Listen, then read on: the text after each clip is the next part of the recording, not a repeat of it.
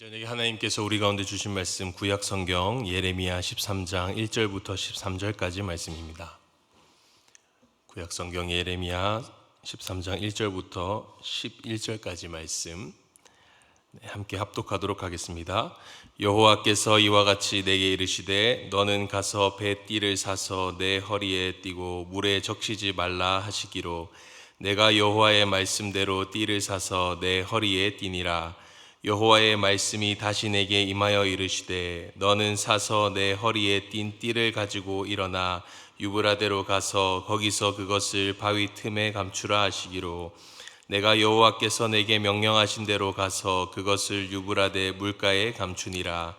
여러 날 후에 여호와께서 내게 이르시되 일어나 유브라데로 가서 내가 내게 명령하여 거기 감추게 한 띠를 가져오라 하시기로 내가 유브라데로 가서 그 감추었던 곳을 파고 띠를 가져오니 띠가 썩어서 쓸 수 없게 되었더라. 여호와의 말씀이 내게 임하니라. 이르시되 여호와께서 이와 같이 말씀하시니라. 내가 유다의 교만과 예루살렘의 큰 교만을 이같이 썩게 하리라. 이 악한 백성이 내 말 듣기를 거절하고 그 마음에 완악한 대로 행하며 다른 신들을 따라 그를 섬기며 그에게 절하니 그들이 이 띠가 쓸 수 없음같이 되리라. 여호와의 말씀이니라. 띠가 사람의 허리에 속함같이 내가 이스라엘 온 집과 유다 온 집으로 내게 속하게 하여 그들로 내 백성이 되게 하며 내 이름과 명예와 영광이 되게 하려 하였으나 그들이 듣지 아니하였느니라. 아멘. 우리가 입고 있는 이 옷의 역사는 우리 인간의 역사와 함께 해왔습니다. 이 최초의 옷은 아마도 생존을 위한 도구였을 겁니다. 추위나 외부의 위협으로부터 우리의 몸을 보호하는 방어 수단인 것이죠. 그러나 시간이 지남에 따라서 이 옷이라는 것도 보호 수단을 넘어서 이 사회적 지위와 구별됨을 나타내는 수단이 되었습니다. 그래서 지도자들은 일반 사람들과 일반 백성들과 다른 옷을 입고 구별됨을 나타냈다는 것이죠. 특별한 옷을 입어서 자신의 권위를 나타낸 것입니다. 오늘날에는 이 옷이라는 것이 이제 그 구별됨을 넘어서 자신의 정체성과 자신을 표현하기 위한 수단이 되었습니다. 이제는 이 옷이라는 것이 자신이 누구인지를 가장 잘 드러내 보여주고 또 남들에게 있어서 자신을 돋보이게 하는 그런 수단인 것이죠. 이 성경이 말하고 있는 이 옷의 역사도 이와 크게 다르지 않습니다. 성경에 처음 등장하는 옷을 꼽으라고 한다면 아마도 아담과 하와가 스스로 지어 만든 그 무화과 나무 잎으로 만든 치마라고 할 수 있겠습니다. 하지만 그것을 옷이라고 보기에는 완벽하지 않습니다. 왜냐하면 그것은 자신들의 몸을 완전히 보호해 줄 수 없었기 때문입니다. 옷이라기보단 단지 그들의 수치를 감추려는 임시 방편 가리개에 불과했던 것이죠. 그 잎은 시간이 지나고 나면 말라버리기 때문에 다시 그 수치가 드러날 수밖에 없었습니다. 그래서 하나님께서는 아담과 하와를 위해서 가죽옷을 입혀 주셨습니다. 추위와 위협으로부터 보호할 수 있고 또 영원히 썩지 않는 그런 옷을 입혀 주신 겁니다. 물론 이 가죽옷에는 단순한 그 보호, 그 이상의 의미가 담겨져 있습니다. 가죽옷은 아담과 하와 그들의 실패에도 불구하고 변함없이 하나님은 너를 사랑하고 있다라고 말씀하시는 것이죠. 수치와 죄를 덮어주시는 하나님의 사랑의 표현이 바로 이 가죽옷이었습니다. 또한 이 성경에서도 옷은 지위와 직분, 그 구별됨을 나타내기도 하는데요. 예를 들면 출애굽기 28장에 보면 하나님은 제사장이 입을 거룩한 옷을 지으라고 명령하십니다. 우리 출애굽기 28장 4절 말씀 한번 같이 읽어보겠습니다. 내 형 아론과 그 아들들을 위하여 거룩한 옷을 지어 아론이 내게 제사장 직분을 행하게 하라. 그러니까 이것은 제사장이라는 구별됨을 나타내는 것도 있었지만 이 제사장들이 감당하고 있는 제사라는 이 직무의 중요성을 강조하기 위해서 옷을 지어 입으라고 말씀하시는 거였습니다. 제사장은 이스라엘 백성과 하나님을 중보하는 중보자였습니다. 그래서 하나님은 이 옷을 통해서 너희가 외적인 구별을 외적인 구별을 요구하셨을 뿐만 아니라 내적인 거룩함을 구별을 요구하셨던 것이죠. 그러니까 그 옷 자체의 능력이 있어서가 아니라 옷을 입음으로써 이 구별됨과 역할의 차이를 시각적으로 보여주셨다는 겁니다. 마지막으로 한 가지만 더 살펴보겠습니다. 이제 정체성과 관련된 이 옷의 용례인데요.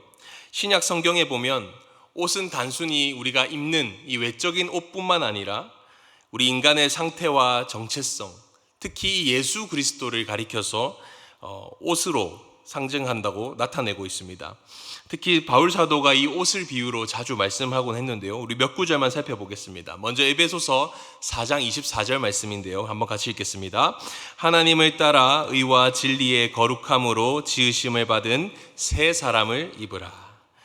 이 말씀은 우리가 옷을 갈아입듯이 예수를 믿는 우리의 삶도 계속해서 변화되어야 함을 비유적으로 설명하고 있는 것입니다.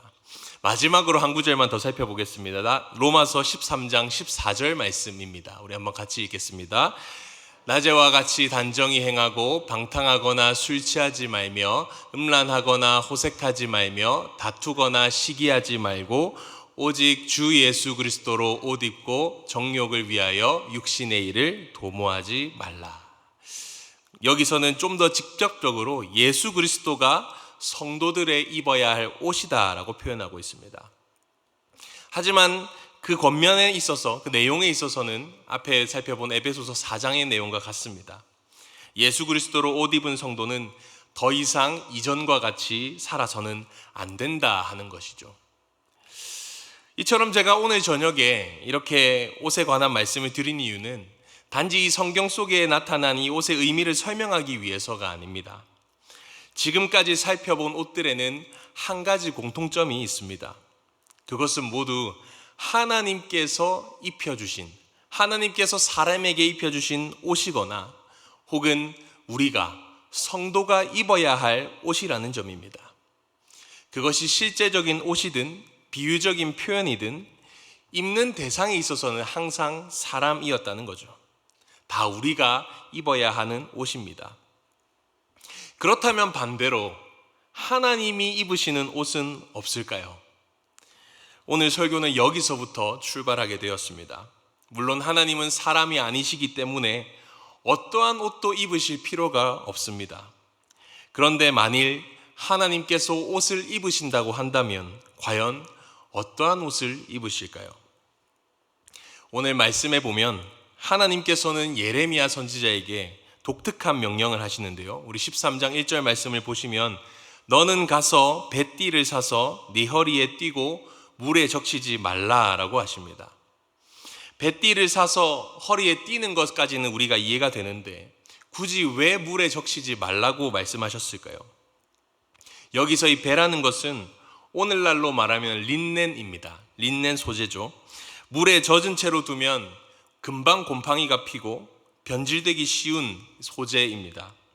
그러니까 일부러 물에 젖지 않게 함으로써 마치 새 옷과 같은 상태를 유지하게 한 겁니다. 또한 당시에 이 배라는 것은 부자들이나 귀족들이나 입는 옷이었습니다. 그래서 바로가 애굽 총리가 된 요셉에게 이 배로 만든 세마포 옷을 입혀주지 않습니까? 그리고 또 제사장들의 의복도 이 배로 만든 세마포 옷이었습니다. 그만큼 이 배라는 것은 귀한 그런 연료였다는 거죠. 예레미야는 이 하나님의 말씀대로 그 뱃띠를 사서 허리에 띄었습니다. 여러분, 평소에 아무렇게나 입고 다니는 사람이 말끔하게 차려입으면 사람들은 저 사람에게 무슨 일이 생겼다라고 생각하지 않습니까? 마찬가지로 허리띠를 띤 이 예레미야의 모습에 아마도 사람들은 주목했을 겁니다. 하지만 하나님은 그 예레미야에게 가서 그 허리띠를 강가에 묻으라고 말씀하십니다. 예레미야는 도무지 하나님의 말씀을 이해할 수는 없었지만 하나님의 말씀대로 행했습니다. 여러 날이 지나고 하나님은 다시 예레미야에게 말씀하시죠. 묻어둔 곳으로 가서 네가 숨겨놓은 그것을 다시 파내라고 말씀하십니다. 여러분, 그 뱃띠의 상태가 어땠을까요? 축축한 강가 옆에 묻어 놓았으니 썩어서 도저히 뛰고 다닐 수 없는, 입고 다닐 수 없는 지경이 된 것입니다. 새 것과 같았던 그 깨끗했던 뱃띠는 썩은 누더기가 되어버린 것이죠. 그렇다면 여러분, 하나님께서는 이렇게 이해할 수 없는 아무런 의미가 없어 보이는 행동을 명령하신 이유가 무엇이었을까요? 하나님은 직접적으로 말씀하시는 분이시지만 때로는 이 선지자들을 통해서 이 선지자들의 특별한 행동을 지시하셔서 말씀하시기도 합니다. 무언가를 보여주기 위한 상징적인 행위로서 명령하셨다라는 것이죠. 오늘 말씀도 마찬가지입니다. 그 썩어진 베옷을 통해 하나님은 이스라엘 백성들에게 말씀하시고 너희의 실상이 어떠한지를 보라는 것입니다. 하나님은 예레미야에게 이 행동의 의미를 설명해 주십니다. 우리 13장 10절 말씀 한번 같이 읽어보겠습니다. 이 악한 백성이 내 말 듣기를 거절하고 그 마음에 완악한 대로 행하며 다른 신들을 따라 그를 섬기며 그에게 절하니 그들이 이 띠가 쓸 수 없음 같이 되리라. 여러분, 이 유다 백성들은 하나님의 선택받은 백성이었습니다. 예레미야가 새로 산 그 베옷과 같이 그 선택받았던 이스라엘 백성들은 하나님 앞에서 순절하고 순결하게 살아야만 했습니다. 그러나 그들은 자신들의 마음의 완악함대로 행하며 하나님이 아닌 다른 신들을 섬겼던 것이죠. 하나님께서 그 예레미야를 통하여서 예루살렘으로부터 멀리 떨어진 그 유브라데까지 가서 옷을 묻으라고 하신 데는 그만큼 이스라엘 백성들이 하나님으로부터 멀리 떨어져 있음을 보여주는 것이죠. 하나님의 백성이 하나님을 떠나서 스스로 세상 속에 들어가서 세상과 같이 되어버린 것입니다. 하나님은 그 이유가 바로 교만이라고 말씀하시는데요. 13장 9절 말씀을 보시면 내가 유다의 교만과 예루살렘의 큰 교만을 이같이 썩게 하겠다라고 말씀하십니다. 그러니까 이스라엘 백성들은 하나님 없이도 잘 살 수 있다고 자기의 욕심과 그 완악함대로 살았던 것이죠. 그러나 여러분, 이것은 하나님께서 원래 계획하신 것이 아니었습니다. 하나님이 원래 이스라엘 백성들을 선택하신 목적이 아니었다는 것이죠. 우리 11절 말씀 다시 한 번 더 보시겠습니까? 11절 말씀 한번 같이 읽겠습니다. 여호와의 말씀이니라 띠가 사람의 허리에 속함같이 내가 이스라엘 온 집과 유다 온 집으로 내게 속하게 하여 그들로 내 백성이 되게 하며 내 이름과 명예와 영광이 되게 하려 하였으나 그들이 듣지 아니하였느니라. 하나님은 그 당시 수많은 백성들 가운데서 이스라엘을 선택하셨습니다. 그 선택의 목적은 하나님 당신의 그 이름과 명예와 영광으로 삼기 위해서였습니다. 이것이 바로 하나님이 이스라엘 백성들을 선택하신 목적이었고 하나님의 계획이었습니다. 그러니까 하나님은 그 이스라엘 백성으로 옷 입기 원하셨던 것이죠. 이 옷은 단순히 그 멋을 내기 위해, 자신을 드러내기 위해 입는 옷입니다. 그러니까 하나님은 이 이스라엘 백성들을 마치 옷과 같이 입고 그 열방 가운데서 당신을 아름답게 드러내길 원하셨던 것이죠. 이스라엘 백성들의 삶과 그 모습을 통해서 하나님 당신의 이름이 높임을 받고 영광을 받기 원하셨던 겁니다. 여러분, 우리가 어떤 사람들을 향해서, 누군가를 향해서 오늘 입은 옷이 너무 이쁘다라고 하는 그런 칭찬은 정말 순수하게 그 옷을 칭찬하는 것이 아니죠. 아마 그렇게 받아들이는 분은 많이 없으실 겁니다. 옷에 대한 칭찬은 결국 그 옷을 입은 사람을 향한 칭찬입니다. 옷은 어디까지나 그 옷을 입은 사람을 돋보이게 할 뿐입니다. 하나님과 하나님의 백성의 관계도 마찬가지라는 것이죠. 열방이 이스라엘을, 세상이 교회를 칭찬한다면 그 칭찬은 결국 하나님에 대한 칭찬인 것입니다. 하나님은 열방이 이스라엘을 통하여서 자신의 영광을 보기를 원하셨습니다. 하나님은 열방이 그 이스라엘의 삶을 통하여서 자신의 이름이 높임받기를 원하셨습니다.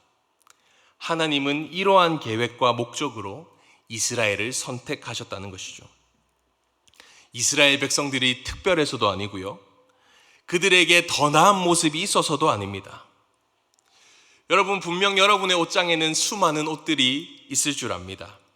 그런데 그 옷장에 옷은 많지만 그날 어떤 옷을 입을지는 우리가 어디에 가느냐, 무엇을 하느냐에 달려 있습니다.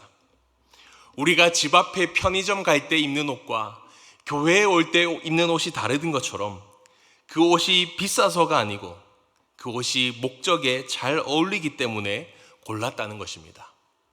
하나님의 영광을 가장 잘 드러내 보일 수 있는 그 약한 이스라엘을 통하여서 하나님 당신의 영광과 강함을 드러내 보이기 원하셨다는 것이죠. 그러니까 하나님의 선택은 특권이 아니라 목적에 있습니다. 하나님은 자기의 백성을 통해서 당신의 영광을, 당신의 강함을 세상에 드러내시고자 하십니다. 온 열방 가운데 하나님이 어떠한 분이신지를 보여주시기 위해 이스라엘 백성을 부르셨다는 것이죠. 하나님의 입으시는 옷, 그 백성들은 그분의 아름다우심과 영광을 드러내도록 부름받았습니다.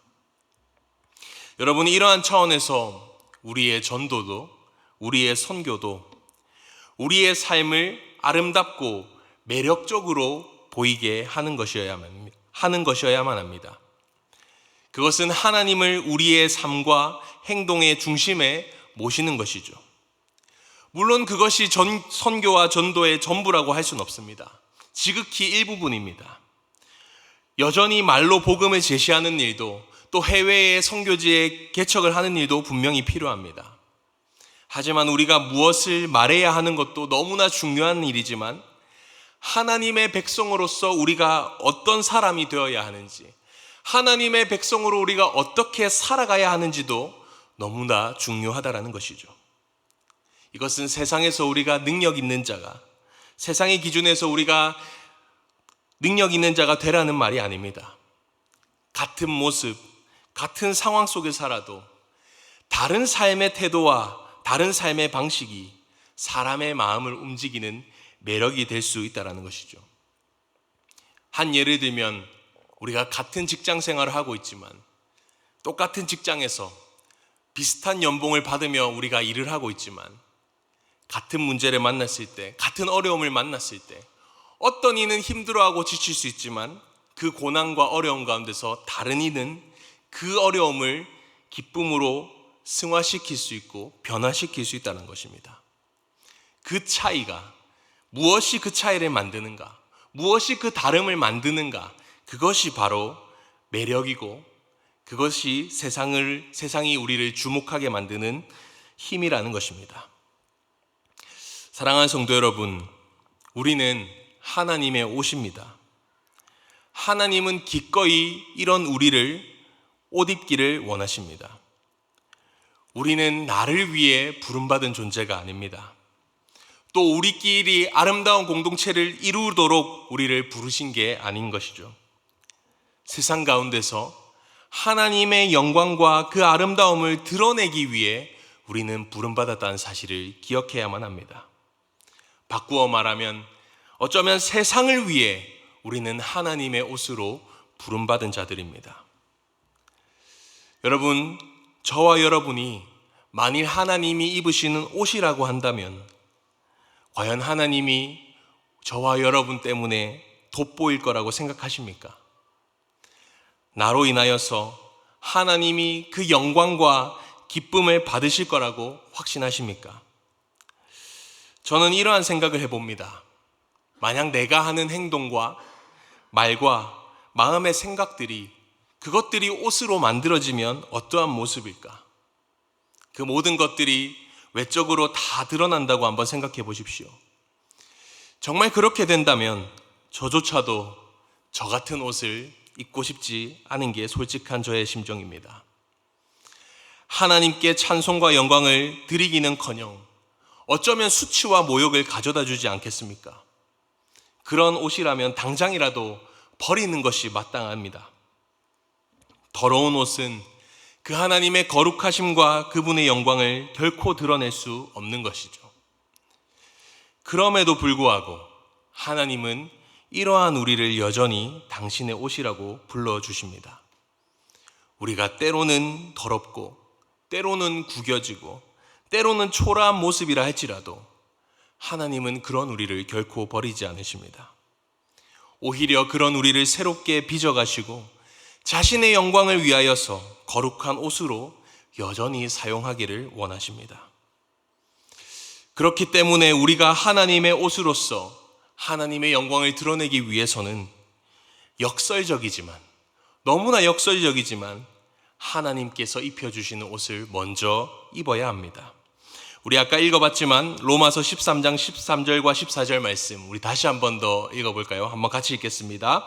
낮에와 같이 단정히 행하고 방탕하거나 술 취하지 말며 음란하거나 호색하지 말며 다투거나 시기하지 말고 오직 주 예수 그리스도로 옷 입고 정욕을 위하여 육신의 일을 도모하지 말라. 여러분, 우리가 하나님의 영광을 드러내기 위해선 먼저 그 하나님이 입혀주시는 예수 그리스도의 옷을 먼저 입어야만 합니다. 하나님께서는 여전히 더러운 우리를 위해 자기 아들 예수 그리스도를 내어주셨습니다. 우리가 입어야 할 옷, 바로 그분 자신을 우리에게 입혀주신 것입니다. 우리가 먼저 예수로 옷 입을 때에 우리는 비로소 하나님의 영광을 드러낼 수 있습니다. 하나님은 우리 없이도 얼마든지 이미 영광스러우신 분이십니다. 그러나 하나님은 우리를 사랑하시기 때문에 우리를 통하여서 영광 받으시기를 원하는 것이죠. 누더기와 같은 우리의 삶의 모습이지만 그러한 우리를 걸쳐 입으시고 당신의 아름다운 옷으로 변화시켜 주셨습니다. 사랑하는 성도 여러분, 우리가 이러한 하나님의 백성으로 하나님의 옷으로 부름받았다는 사실은 그 자체로 너무나 감격스럽고 영광스러운 일입니다. 그런데 그보다 중요한 것은 우리가 그 부르심에 어떻게 응답하며 살아가고 있느냐 하는 것입니다. 하나님께서 우리를 택하셨다면 우리 한 사람 한 사람의 삶은 그분의 영광과 아름다움을 드러내는 통로가 되어야 할 줄 믿습니다.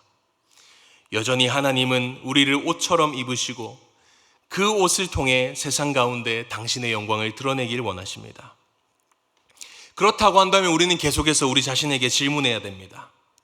나는 지금 하나님이 입기 원하시는 옷인가? 내 삶을 통해 하나님이 드러나고 있는가? 우리의 이웃들이 나를 통해 하나님을 보고 그분을 찬양하고 있는가? 혹시나 하나님께서는 우리를 보시고 우리를 입을 수 없겠다라고 하신다면 그보다 더 슬픈 일이 어디 있겠습니까? 여러분, 우리가 세상 가운데서 하나님의 영광을 드러내고 감탄을 이끌어내는 존재가 되는 것은 너무나 중요합니다. 하지만 그것이 우리 자신을 향한 것이 아니라 우리 안에 계신, 또 우리를 위하시는, 우리로 옷 입으시는 하나님을 향한 것이 되어야 할 줄 믿습니다.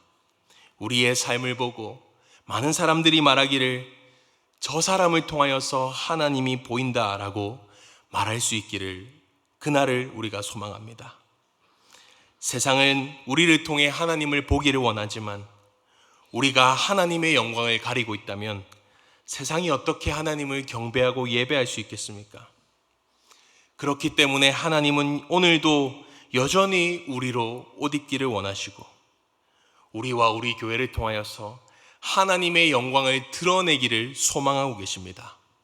우리가 그러한 하나님의 마음을 알아서 우리가 먼저 예수 그리스도로 옷 입고 우리의 삶을 통하여서 하나님의 영광을 드러내 보일 수 있기를 소망합니다.